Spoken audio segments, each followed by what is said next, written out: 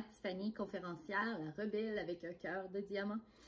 Dans le fond, aujourd'hui, je vous fais la leçon 2. Donc, leçon numéro 2. Sois un bon être humain et tends la main à tous ceux qui en ont besoin et ne t'attends pas de te faire applaudir pour l'avoir fait.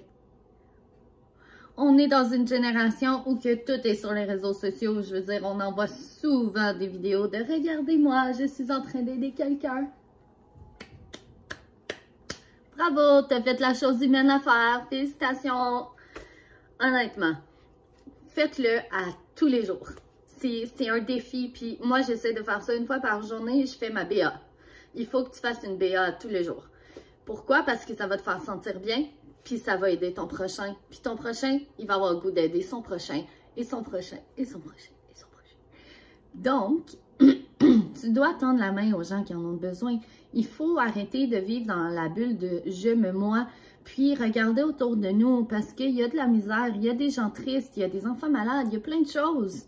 Mais tout le monde est trop préoccupé à regarder juste devant puis rien s'écouter. Il n'y a rien s'écouter. Ah, il y a une madame là, qui a de la misère à mettre sa petite marchette dans l'auto. Je la regarde pas, mon Dieu, mon Dieu, mon Dieu. Non, tourne-toi de bord puis demande-lui si elle a besoin d'aide. Combien de fois je l'ai faite puis que la madame était comme « Oh oui, s'il te plaît, j'ai mal au bras aujourd'hui. » Puis je le faisais pour elle. Ça prend 30 secondes de ta vie. C'est pas très compliqué, là. Puis je pense que c'est juste naturel de faire ça. Un être humain devrait vouloir aider un autre être humain. Quand j'avais 16 ans, je travaillais au McDo. À 16 ans, j'étais à la rue. Parce que j'étais une rebelle et je connaissais toutes les réponses de la vie. Mais non. Donc, s'il y en a qui ont 16 ans qui m'écoutent, tu ne connais pas toutes les réponses de la vie, crois-moi. Mais bon, à 16 ans, j'étais toute seule. Je vivais pour moi-même et je survivais, littéralement. Je travaillais au McDo de nuit. C'est le seul temps que je pouvais manger, c'est quand je travaillais, parce que j'avais pas d'argent.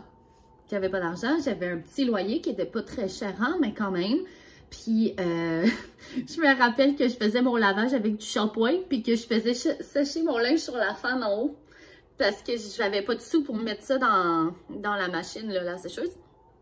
En tout cas, c'est vraiment cool.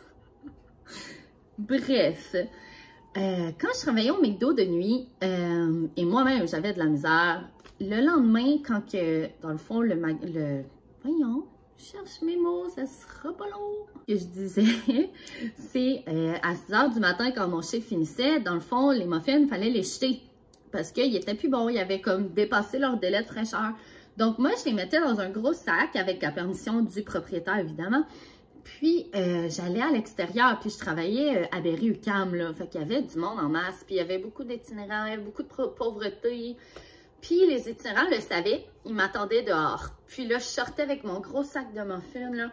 Puis ils étaient donc contents, puis je leur donnais des muffins, puis j'avais rien. Moi, j'aurais pu amener ça chez nous, puis ça m'aurait fait comme 5 déjeuners. Mais non, je donnais à mon prochain sans même y penser, sans même faire comme « Ah merde, non ». Puis, je me suis battue, je suis une battante. Écoutez, aujourd'hui, je suis où que je suis, c'est pas pour rien. Mais je vous parle d'expérience. C'est comme, c'est aussi simple que donner un câlin à quelqu'un. À la garderie, il y a 2 semaines, il y a une maman qui pleurait. L'éducatrice a parlé aux parents, puis la maman, elle avait beaucoup de peine. Puis j'ai eu un petit moment ange-démon. Tu sais, t'as le petit ange, puis t'as ton démon. Puis mon intérieur me disait, alors mon petit ange me disait, fais-y un câlin, disais quelque chose. Puis mon petit démon était comme, ben non, on est bien trop gênés pour faire ça. Puis là, l'ange était comme, ben non, oublie la gêne, il faut que tu le fasses. Bref, ça a donné qu'on sortait les deux en même temps. Puis, j'ai pas pu m'empêcher. L'ange a eu raison de moi et je suis contente de l'avoir fait. Je lui ai dit à la maman, j'ai dit, écoute, j'ai dit, je sais pas qu'est-ce qui se passe, mais sache que tout va bien aller, tu sais. Puis, elle pleurait, puis j'ai dit, je peux-tu te faire un câlin? Fait que là, elle a dit oui. Fait que j'ai fait un beau gros câlin de maman. Puis, ça y a fait tellement de bien, mais tellement de bien. Puis son chum m'en a reparlé 3 jours plus tard, puis il a dit, écoute, ma blonde, là, depuis que tu as fait ce câlin-là, elle a espoir en l'humanité. J'ai pas fait ça pour me faire dire merci, j'ai pas fait ça pour que quelqu'un aide l'espoir en l'humanité. J'ai fait ça parce que c'était la bonne chose à faire, parce que c'est qui je suis aussi. Donc, moi, je lui ai répondu que si sa blonde, elle avait besoin d'avoir d'autres câlins, que j'allais y en faire.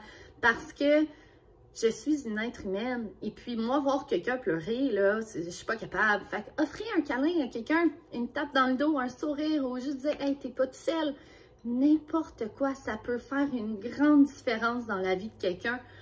Puis, je vous dis pas toutes ces choses-là pour que vous m'applaudissiez. C'est pas le but. Le but, c'est de dire que autant ceux qui ont rien, autant ceux qui ont tout le monde est capable de donner une vague d'amour à tous les jours, au moins une fois par jour. Ne serait-ce que ramasser une pancarte qui est tombée dans un magasin puis que tu l'as accrochée sur le mur. Ben voilà, tu as fait une BA, tu as fait quelque chose, tu as aidé quelqu'un à ne pas avoir à faire ça. Tu as vu une canette à terre, tu l'as mis au recyclage. Mais bravo! Tu es allé au restaurant au centre-ville puis genre, tu as trop commandé de bouffe. Demande-la à emporter avec une fourchette. Je te jure que tu croises au moins 10 itinérants à la rue à qui que tu peux donner ce plat de bouffe-là puis qui vont être super contents. À toutes les fois, je me suis jamais fait refuser un don. J'ai toujours donné, puis jamais qu'il y ait un itinérant qui m'a dit « Non, j'ai pas faim, j'en veux pas de ta bouffe. » Jamais. Ils apprennent, puis ils sont vraiment contents, puis merci, puis j'avais faim, puis... C'est simple, ça prend pas beaucoup de temps. Vous le faites avec votre cœur, puis devinez quoi? Ça va dans votre banque de karma. Parce que oui, moi je crois à ça.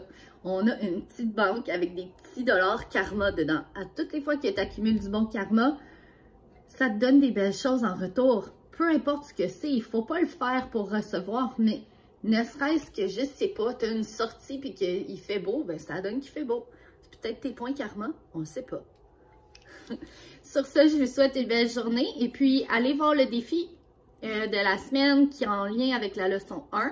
C'est important de le faire parce que ben, j'aimerais ça qu'on participe. Alors, n'oubliez pas de liker, partager et puis au plaisir de vous revoir pour la leçon numéro 3. Et vendredi, je fais un live aussi, n'oubliez pas. Bye!